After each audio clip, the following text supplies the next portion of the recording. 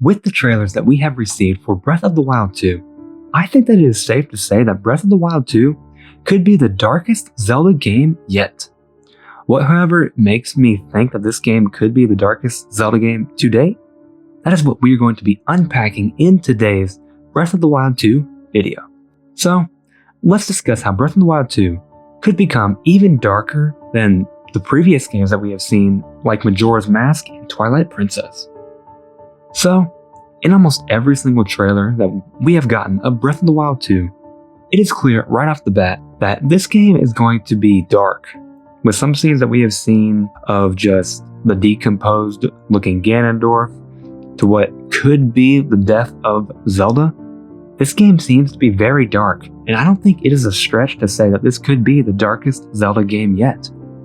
With Twilight Princess and Majora's Mask having their fair share of uneasy and creepy scenes in them, and even Ocarina of Time also had a few of those too, and yes, I'm looking at those terrible redeads. Oh my gosh, I swear the screech of the redeads is still etched in my brain forever. But I feel that with what seems to be Zelda's death in Breath of the Wild 2, as well as the resurrection of Ganondorf, this game could be much darker than any Zelda game we have seen. And also, with the Kingdom of Hyrule already in ruin from what we see from the first Breath of the Wild game, Ganondorf being resurrected certainly can't mean anything good for the Kingdom of Hyrule and its inhabitants.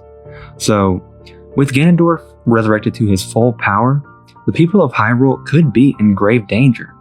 And if Ganondorf comes out of the shadows and shows up with his full power, Hyrule, already in its ruined state, may never be able to recover to the prospering kingdom that it once was way back in the older Zelda games.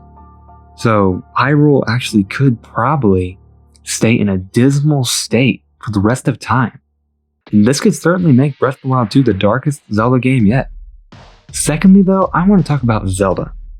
I have mentioned several times how Zelda could die in Breath of the Wild 2, and with this footage we have seen of her falling, she very well could fall to her death, which is something that Nintendo has never done before.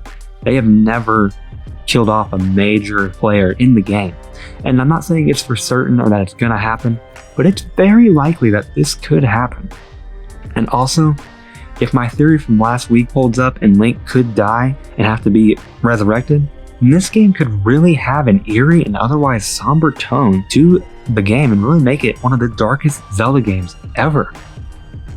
So, what do you all think? Do you think that Breath of the Wild 2 will be the darkest Zelda game yet?